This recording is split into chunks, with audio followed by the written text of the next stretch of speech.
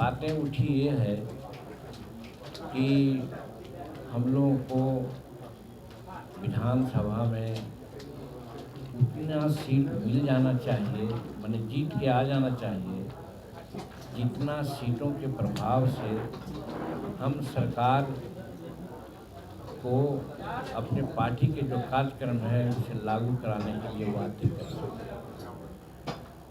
मोटा मोटी जीतन मांझी के मुख्यमंत्रित्व काल में जो निर्णय लिए गए थे उसमें बहुत अहम निर्णय अभी ऐसे हैं जो अनुपालित नहीं हुआ है।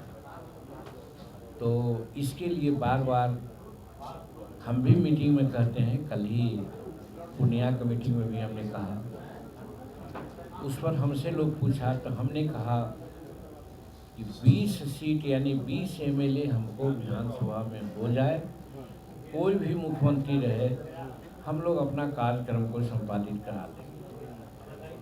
अब स्वाभाविक है कि 20 सीट जीतने के लिए हमको विशेष सीट नहीं चाहिए।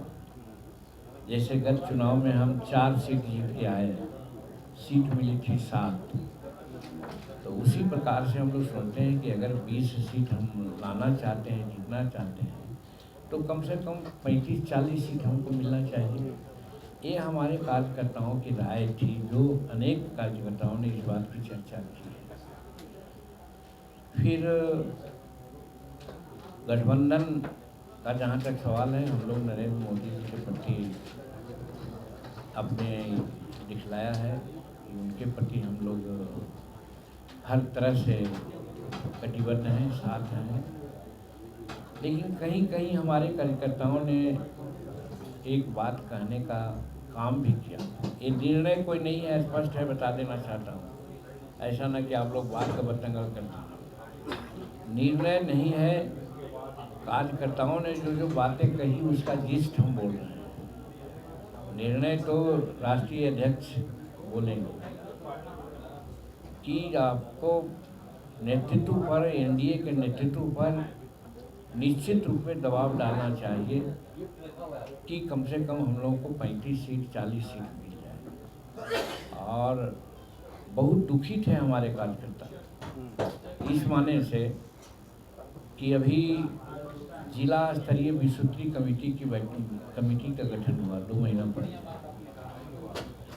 उस समय हमारे कोई जिला में हमारा उपाध्यक्ष नहीं बन दिया गया, या सदस्यों की संख्या जब गया में मात्र 1 सदस्य की संख्या दी गई, जहां 3 विधायक हैं, 1 एमपी हैं, वहां तो भाजपा और हिंदुस्तानी अवाम मोर्चा सेकुलर 3-3 सीट जीते हुए हैं, 6 सीट 10 सीट। तो अगर भाजपा का अध्यक्ष होता तो हिंदुस्तानी अवाम मोर्चा सेकंड का उपाध्यक्ष होता, या नहीं होता तो कम से कम 4, 5, 7 सदस्य होते, 4 सदस्य होते। एक जिला में नहीं था, इससे दुखी थे लोग। उसकी भड़ास आज निकाले हैं कार्य करने में लोग। अध्यक्ष पर भी दोषारोपण किए हैं कि आपको इसके लिए बोलना चाहिए था। और अभी हाल में प्रखंड अध्यक्षों की जो सूची निकली है विसूत्री का, लाजिमन जहाँ जहाँ हमारे विधायक हैं, 4 विधायक हैं, तो 8-9 प्रखंड से 10-11 प्रखंड तक हैं। तो उन प्रखंडों का अध्यक्ष तो कम से कम रहना चाहिए हिंदुस्तानी अवाम मोर्चा सेकुलर का, लेकिन कहीं नहीं देखा गया, सब भाजपा और जदयू ने बांट लिया।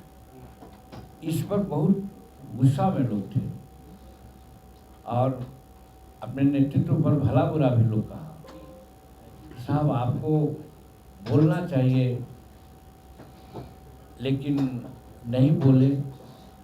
बात बनी है कि किसी सूरत से उनको कहा गया कि आप नेतृत्व को कहिए कि जहाँ जहाँ हमारा विधायक है, और विधायक के क्षेत्र में जैसे टेकारी है, टेकारी में 2 प्रखंड है जी, 2 प्रखंड हैं, तो 2 प्रखंड का कम से हर प्रखंड का अध्यक्ष होना चाहिए। इमामगंज है, वहाँ 3 प्रखंड है, वो 3 प्रखंड का अध्यक्ष होना चाहिए विस्तृत। 12 चट्टी में भी 3 प्रखंड है, वहाँ भी होना चाहिए। तो कम से कम ये करना चाहिए। और फिर जदयू इस पर एक प्रश्न उठता है कि हाँ, सिकंदरा में भी है। इस पर प्रश्न उठता है कि अभी जदयू और भाजपा आपस में बांट ले रहा है और हम सेकुलर को दरकिनार कर दे रहा है। तो इस पर हम कहते हैं, हमने कहा है, बात किया है जेपी नड्डा साहब से, सम्राट अशोक चौधरी से, हम संजय झा जी से बात किया है और दिलीप जायसवाल जो अध्यक्ष हैं उनसे बात किया है कि भाई आप लोग हिंदुस्तानी अवाम मोर्चा सेकुलर को अपने गठबंधन में मान रहे हैं कि नहीं। उन लोगों ने कहा गलती हो गई, लिस्ट दीजिए, हम सुधार देंगे। लेकिन कार्यकर्ता तो बहुत एग्रेसिव थे हमारे एग्जीक्यूटिव के लोग, इस तरह से हम लोग अपने को अपमानित समझ रहे हैं। तो इस अपमान के लिए भी इनको अधिकृत किया गया कि आप वार्ता कीजिए, आप फ्रेश लिस्ट दीजिए। और